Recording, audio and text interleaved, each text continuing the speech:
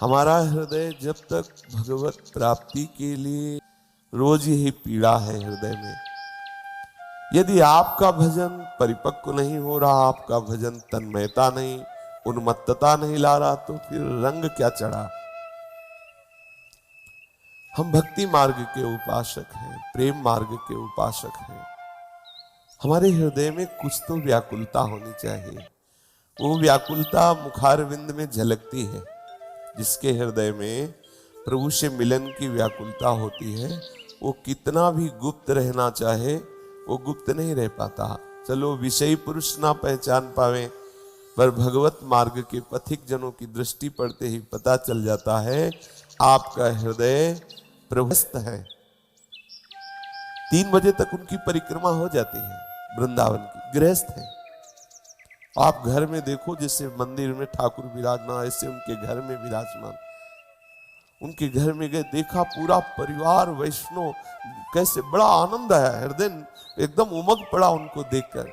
बच्चे पत्नी सब कीर्तन परायण, भगवत कथा परायण, और पूरा घर क्या साक्षात मंदिर है, और सब भगवत मार्ग के पथिक, और सब वैसे ही एक गृहस्थी में रह रहे, बेटा बेटी पत्नी और स्वयं, और भजन परायण। कितना अच्छा लगा। देखो वो गृहस्थ है। 3 बजे जब हम परिक्रमा उठाए तो देखा उनकी परिक्रमा पूरी हो रही है। उनको कितनी लगन है गृहस्थ होकर, क्योंकि उनके हृदय में है ना, मैं गृहस्थ हूं, मुझे भगवत प्राप्ति कैसे होगी। वो व्याकुल है इस बात के लिए। सत्संग सुनना और नाना प्रकार से प्रभु को रिझाने की चेष्टा करना। अपने लोग क्यों नहीं कर पा रहे हैं ऐसा? किस प्रमाद बल से है? जैसे अपने कहा जाता है, ब्यास भरोसे कुंवर के सोवत पांव पसार। तो आपने केवल तुम्हारी मर्यादा नहीं रहेगी, रसिकों की सभा की योग्यता खो बैठोगे। गुरु आज्ञा, इतना विश्वास हो, इतना श्रद्धा हो गुरु के वचन में, अगर वो कह दिए कि इतना, तो फिर या तो उन्हीं की आज्ञा हम ले, पुनः अनुमति ले, नहीं तो प्राण चाहे निकल जाए, वो शब्द नहीं टूटना चाहिए, वो शब्द नहीं टूटना चाहिए। जब गुरुजन बहुत प्रसन्न होते हैं तब वो आज्ञा करते हैं, उसे आप खिलवाड़ मत समझिए। अगर कह दिया है कि आप ऐसा कीजिए, समझ लो आपके मिलन का विधान बना दिया गया। अब प्राणपन से उसको पकड़ लीजिए। आप कहीं उसमें विनय करके अनुमति मत लीजिए। जो आज्ञा हुई है वो केवल उनकी विचार से हुई है, उसमें मेरी कोई भी सलाह, कोई भी मांग, कोई भी मनमानी बात नहीं रखा। अगर हम उनको किसी भी तरह से अनुमति में ले आए तो घाटा हो जाएगा। क्या ऐसा कर ले? हाँ जी ऐसा कर लो, गए आप।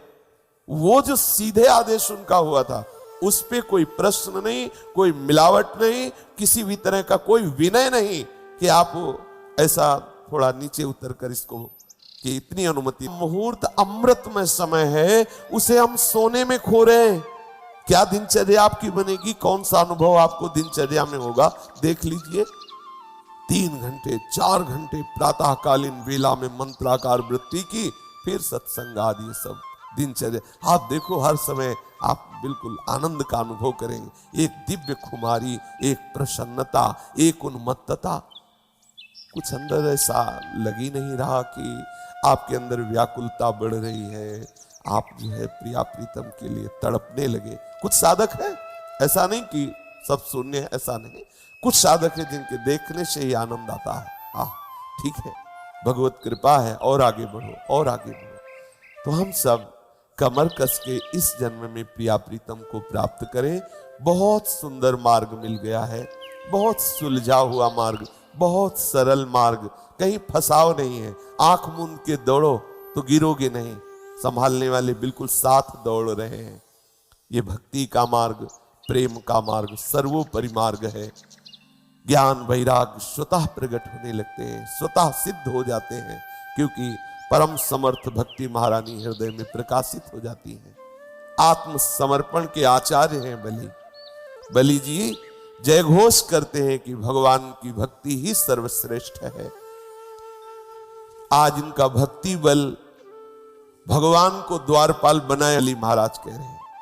और हनुमान जी का दास्य भाव तो जगत प्रसिद्ध है। हनुमान जी भी एक ही स्वर में जय घोष कर रहे हैं कि भगवान श्री हरि की भक्ति ही सर्वश्रेष्ठ है। भक्ति शास्त्र के सभी आचार्य ना तो लोक प्रशंसा ना लोक निंदा इसकी परवाह नहीं करते, और ये शब्द इसलिए कह रहे कि आप भी इस मार्ग में चलने के लिए ऐसा कमर कसे कि किसी की निंदा का या किसी की प्रशंसा का आपके ऊपर कोई प्रभाव ना पड़े। निंदा का प्रभाव पड़ेगा तो उत्साहहीन हो जाओगे, प्रशंसा का प्रभाव पड़ेगा तो अभिमान युक्त हो जाओगे, और दोनों बातें हमारे भगवत प्राप्ति में बाधक हैं, भगवत प्रेम में बाधक हैं। अपने जीवन में इन महापुरुषों ने हर सिद्धांतों को देखा है, फिर देखा कि जो भक्ति के द्वारा प्राप्त हुआ वो किसी सिद्धांत से नहीं। इतने ज्ञानी उद्धव जी हैं कि भगवान श्री कृष्ण सलाह लेते हैं उद्धव जी से, कोई भी सलाह उद्धव जी से लेते हैं। लेकिन जो उद्धव जी को ब्रज गोपियों की चरण धूल से मिला, वो ना भगवान से वार्ता करने पे, भगवान के संग रहने पे, भगवान की पोशाक धारण करने पे, भगवान की जूठन खाने पे भी उनको नहीं मिला। बृहस्पति जी परम ज्ञानी महापुरुष देव गुरु हैं, उनके द्वारा शिक्षा हुई, वो सुख नहीं मिला जो ब्रज गोपियों की चरण धूलि में मिला। इसलिए सर्वश्रेष्ठ भक्ति है। ये बड़े बड़े महापुरुष हर सिद्धांत को जानते हैं, हर सिद्धांत का अनुभव किया है। जैसे सेवक जी महाराज कह रहे हैं, देखे सवै अवतार भजी तहां तहां मन तैसो न जाई। हमने देखा है सब उपासना करके। क्या सेवक जी महाराज निकुंज रस के सिद्धांत का वर्णन करते हैं तो क्या वेदांत का नहीं ज्ञान है? पूर्ण ज्ञान कह रहे। श्री हरिवंश जो तत्व अभेदम, श्री हरिवंश विदित विधि वेदम, श्री हरिवंश जो तत्व अभेदम, आत्मा हरिवंश प्रगट परमानंद, ये सब वेदांत ही तो है।